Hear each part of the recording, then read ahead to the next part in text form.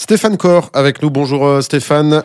Bonjour Alexis. Alors on aurait pu faire cette rubrique à l'aide d'emojis, mais bon, à la radio, les emojis, ça s'entend pas.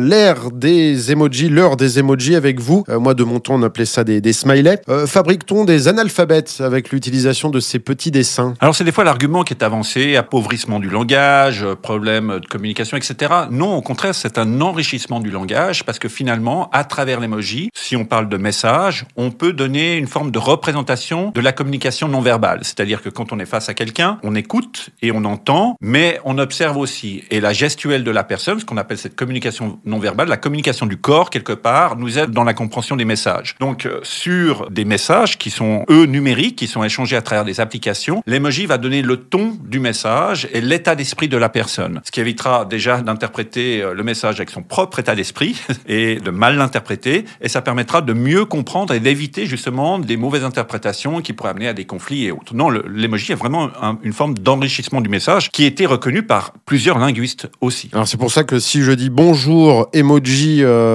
sourire, ça veut dire que je suis heureux. En tout cas, que c'est ce que vous voulez communiquer. Parce que là aussi, de manière générale, dans la société, on communique pas forcément ce qu'on ressent. Et des fois, on va vouloir communiquer une chose qui est peut-être un petit peu décalée par rapport au ressenti réel. C'est un peu comme quand on serre la main à quelqu'un, on dit bonjour, ça va, et que la personne dit ça va. Alors on serre plus tellement la main aux gens en ce moment. Ouais, non, c'est déconseillé. En tout cas, dans l'idée, on est dans cette dynamique-là où c'est un code social et ce code social s'échange de cette manière. Les gens ne sont pas censés vous raconter toute leur vie et ce qui n'irait pas éventuellement, à moins que vous ayez une relation d'affinité un peu plus poussée avec la personne en question. Et ce qui est intéressant avec ces emojis, c'est que certaines personnes vont se les approprier et les réinterpréter.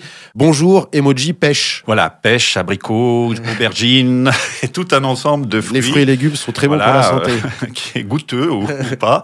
Et donc, qui représente le comportement sexuel ou la sexualité de manière générale. Alors, ce qui est intéressant, c'est que les emojis sont créés ou acceptés par un consortium qui s'appelle Unicode, ou un consortium, en tout cas un groupe qui s'appelle Unicode, et qui est aux États-Unis. Et jusqu'à aujourd'hui, on n'a jamais pu faire passer un emoji qui représentait la sexualité. Alors que dans un certain sens, quelque part, les ados sont censés ne pas accéder à ces services avant 13 ans, 16 ans en Europe, et puis que la sexualité est enseignée dans les écoles et que c'est considéré comme quelque chose de naturel et normal. Donc il y a cette hypocrisie et quelque part cette contradiction dans le fait qu'aucun emoji aujourd'hui ne puisse représenter la sexualité. Alors les gens se sont réappropriés ces emojis pour quelque part pouvoir quand même exprimer leur vie et leur vie intime à travers ceci. Je sais aussi que les trafiquants de drogue utilisent des emojis pour parfois passer commande. Oui, alors heureusement ou malheureusement, tout type de catégorie d'individus va utiliser cette dialectique entre guillemets de signes pour pouvoir communiquer quelque chose. Donc c'est un nouveau langage, le langage numérique. Tout à fait, qui s'adapte aussi à la diversité, à l'inclusivité, et pour ça c'est très intéressant. Merci